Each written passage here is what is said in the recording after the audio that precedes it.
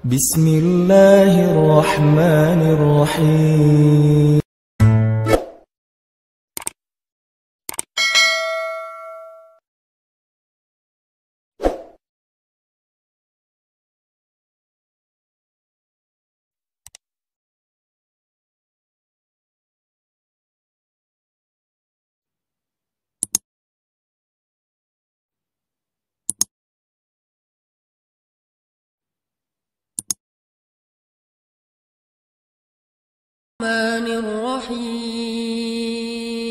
Abi amri rabbik. Kita imajinasikan suasana ketika Ramadan turun Al-Quran. Supaya kita tahu bulan Ramadan ini bulan yang di langit itu sibuk banget loh. Malam Ramadan pertama di langit itu hiruk pikuknya tuh luar biasa. Euforianya tuh luar biasa. Gembira semua langit tuh. Sampai surga dibukain satu pintu yang tidak dibuka kecuali di bulan Ramadan. Dan pohon-pohon di surga itu dihias oleh Allah seperti kita menghias taman dengan lampu-lampu di atas pohon. Jadi surga di bulan Ramadan itu kelap-kelip, indah sekali. Tanpa itu aja udah indah surga teh. Saking indahnya surga, Nabi kan pernah melihat surga ketika lagi sholat ya. Kalau nggak salah lagi sholat gerhana matahari. Allahu Akbar, tring gitu. Allah buka tabir. Kalau bahasa kita itu dikasih kayak 4D gitu kan. Tiba-tiba Nabi ngelihat sesuatu yang lain. Allah bukakan tabir hijab surga sehingga Nabi melihat surga dari jarak yang sangat dekat. Saking dekatnya seolah-olah hanya dengan melangkah beliau bisa metik buah anggur di dalam surga. Nabi lagi sholat nih. Allah bukakan hijab, Nabi ngelihat surga, ada anggur yang bergelantungan dan gemes banget pengen dipetik saking kerennya nih anggur, saking ranum banget. Nabi berjalan lagi sholat menuju ke depan dan pengen ngeraih anggur. Lalu Allah tutup hijab itu. Dibukalah hijab neraka, Nabi langsung mundur ke belakang sampai mentok ke sahabat di shaf pertama karena melihat isi neraka. Ini artinya surga nggak dihias saja tuh udah keren. Nggak dihias saja Allah sampai mengatakan bahasa-bahasa tentang surga itu di dalamnya lu'lu, marjan, segala macam. Di dalamnya ada banyak perhiasan-perhiasan. Belum lagi nanti bahasanya mudhammatan. Ada jenis surga yang hijau tua. Surga hijau tua maksudnya apa? Surga yang lebat dengan pohon-pohonnya. Ini berarti surga kayak Amazon kalau di dunia. Hutannya lebat banget dan itu buat anak-anak yang anak-anak gunung lah ya. Yang senang-senang gunung tuh ada mudhammatan ayatnya. Saya lagi nyari-nyari surga yang ada ombaknya yang mana gitu. Yang ada mudham. Kenapa surga identik dengan gunung, kebun, rumah, pasangan? Yang pasti pasangan itu yang penting sih. Karena ada kebun, gunung, segala macam sendiri agak-agak garing juga ya.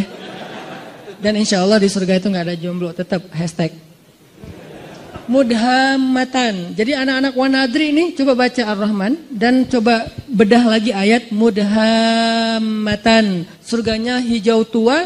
Kenapa hijau tua? Saking lebatnya hutan di dalam surga.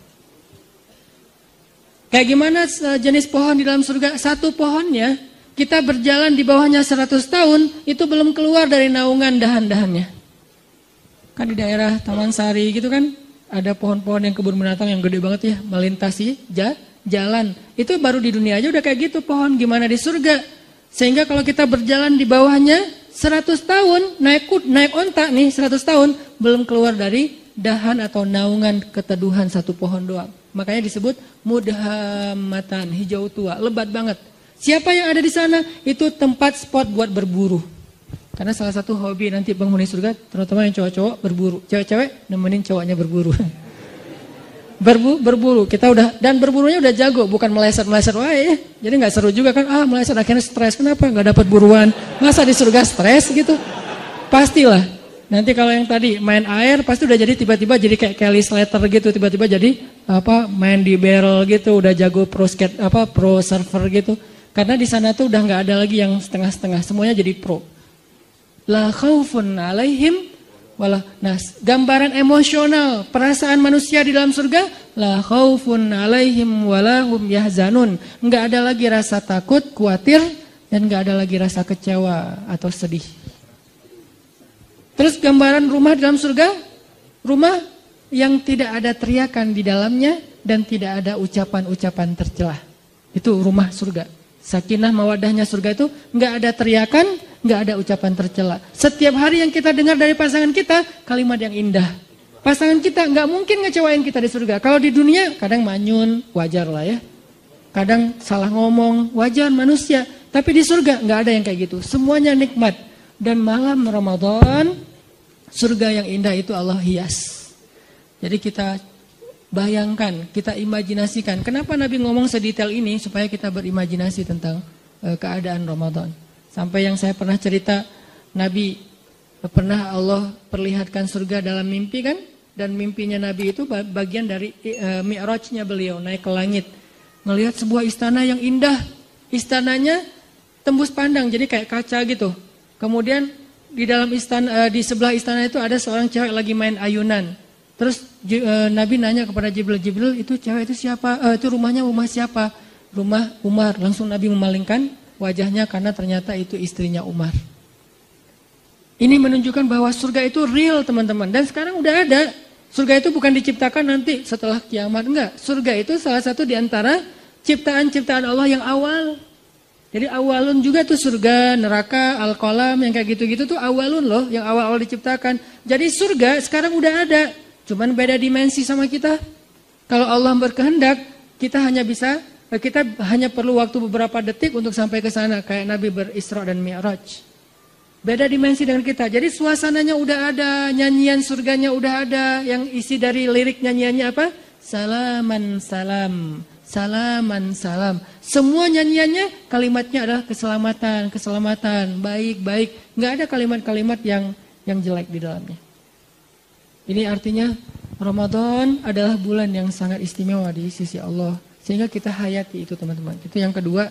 Yang ketiga yang ada 4 yang kita cari dalam traveling. Yang ketiga adalah bangun mood. Karena kalau kita traveling nggak ngejaga mood, itu biasanya juga tadi garing kan. Walaupun tempatnya keren, fasilitasnya bagus, itinerary-nya udah lengkap banget. Tapi karena kita nggak mood, kenapa nggak mood? Bisa jadi tadi sakit hati, baper, bete, ada haters di followers kita, ada yang komen negatif ke kita di akun. Sesuatu yang simple banget tapi bisa bikin mood kita hilang. Kan nggak nyaman lagi ya perjalanan.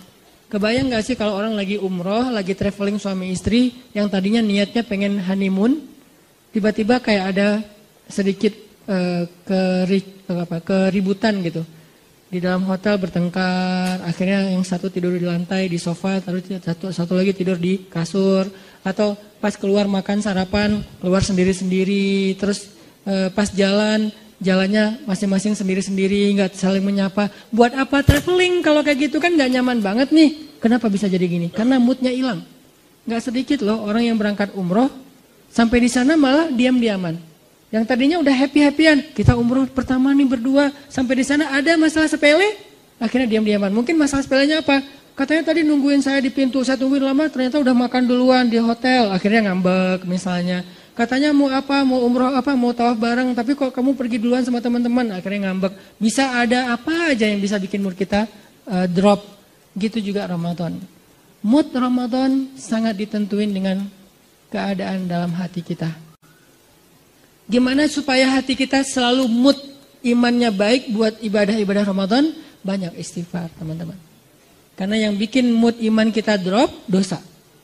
Saya selalu ngulang-ulang kalimat dari ulama, min awwalil khair an tatrukas syarr. Awal dari semua kebaikan itu tinggalin dosa. Salah satu cara ninggalin dosa, istighfar. Sehingga kalau kita membiasakan istighfar, insya Allah mood kita tuh naik lagi tuh. Istighfar tuh kayak charging. Jadi makin sering kita istighfar, makin naik persentase mood kita. Sehingga ketika puncaknya mood kita lagi ngejos banget, itu semua ibadah tuh ringan loh. Sholat 1 juz ringan. Malah dianggap kok 1 juz sih, bukan 10 juz. Pas 10 juz kok 10 juz sih gak khatam sekalian. Wah ngeri nih. Sholat tahajud udah dia taraweh plus tahajud lagi. Walaupun ada mazahib lah ya. Dia tahajud lagi di rumah. Kalau tadi kenapa tahajud lagi? Soalnya tadi kan tarawihnya crowd. Saya pengen tahajud berdua. Boleh nggak gandengan? Allah. Gak boleh. Rasul juga yang paling romantis nggak gitu-gitu amat gitu kan ya. Oh ya udah deketan aja deh. Jangan jauh-jauh tuh. Deketan lagi. Kenapa sih harus deketan? Soalnya kalau kamu jauh hafalan saya suka lupa. Udah deketan tetap lupa.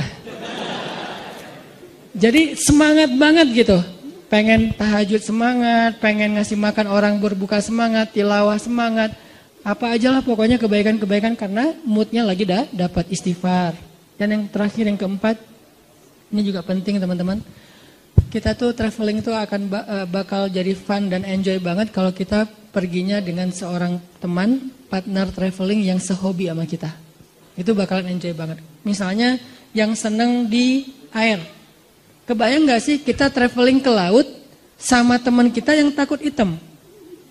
Bete banget kan? Nyemplung yuk. Malas hitam gitu. Kalau saya kan emang gak takut hitam karena udah kagok kan. Ya udah sekalian lah gitu. Saya gitu nggak gitu juga tetap aja dibilang hitam. Ya udah kagok lah sekalian hitam gitu. Walaupun tetap rempong pakai segala macam. Apa biar nggak bertambah daripada nanti nggak dibukain pintu sama istri. Soalnya nggak kenal siapa sih ini.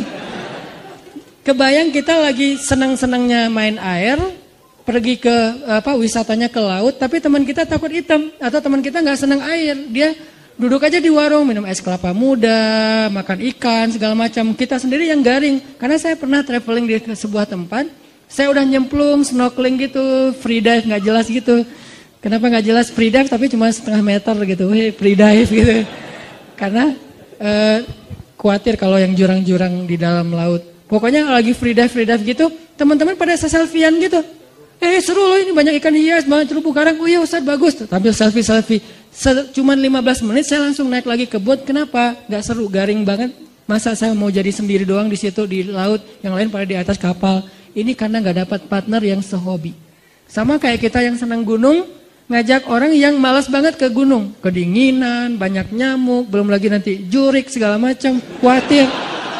Masa saya mau ke belakang, terus bangunin kita, kenapa? Takut gitu kan ya, kan gak seru banget kan, belum lagi dia lebay gitu orangnya ke gunung kayak nonton film horor, dikit-dikit peluk gitu. Ya kalau itu pasangan, kalau teman kos-kosan gitu kan geli ya. Ini gak sehobi nih sama kita nih ke gunungnya, jadi gak akan nyaman perjalanan kita trip ke gunung. Atau yang ke mall, saya sering merhatiin nih kalau lagi nganterin istri ke mall, apalagi mallnya yang agak-agak rame gitu kayak pasar baru ya. Saya kalau datang ke tempat-tempat yang crowd gitu, saya perhatiin apa? Wajah bapak-bapak. Itu semuanya kerung gitu. Ibu-ibunya beda banget nih ekspresi antara ibu-ibu sama bapak-bapak kalau di mall teh. Apalagi mall yang pasar-pasar gitu kan, bapak-bapaknya sambil bawa bawaan gitu istrinya kan nggak bawa, jadi nggak berasa belanja banyak kan, kayak free gitu. Belum ada apa-apa yang dibeli. Si bapaknya ini apa? Makanya kan ada sunnah Nabi dalam sunnah berbelanja. Salah satunya apa? Suatu hari Nabi lagi belanja bareng dengan Abu Hurairah, ditemenin gitu.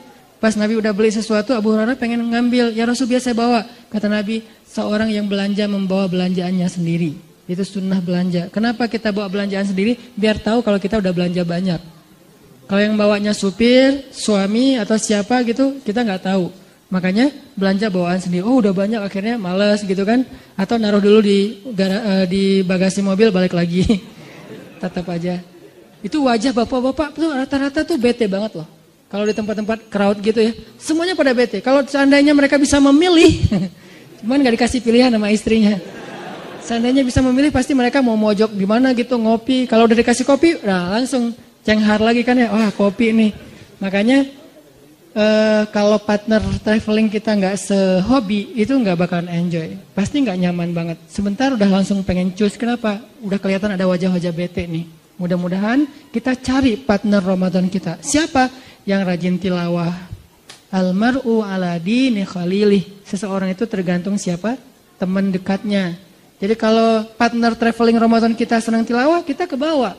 Senang tahajud, kita ke bawah. Senang sedekah, kita ke bawah. Senang kebaikan-kebaikan, kita ke bawah. Cari partner traveling yang bisa bikin Ramadan kita lebih semangat, lebih lebih nyaman gitu. Dan mudah-mudahan di akhir Ramadan nanti ada satu kesempatan 10 malam terakhir. Itu kalau saya analogiin dengan traveling teman-teman. Biasanya pas kita traveling kalau dengan pasangan tuh selalu hari terakhir itu kita nggak barengan. Hari pertama barengan, kedua barengan, terus aja barengan, pegangan tangan kemana-mana nggak bisa lepas gitu. Giliran hari terakhir pasti nggak barengan. Kenapa? Karena masing-masing ngejar target. nyari oleh-oleh yang belum dapat. Si ibunya nyari oleh-oleh buat teman-temannya, si yang cowoknya juga nyari oleh-oleh buat teman-temannya. Jadi semuanya mencar. Hari terakhir biasanya mencar tuh. Masing-masing rampung sendiri-sendiri. Udah kita nanti ketemuan di sini ya, meeting poinnya. Udah jalan sendiri-sendiri. Itu analogi sederhana berlaku juga di Ramadan.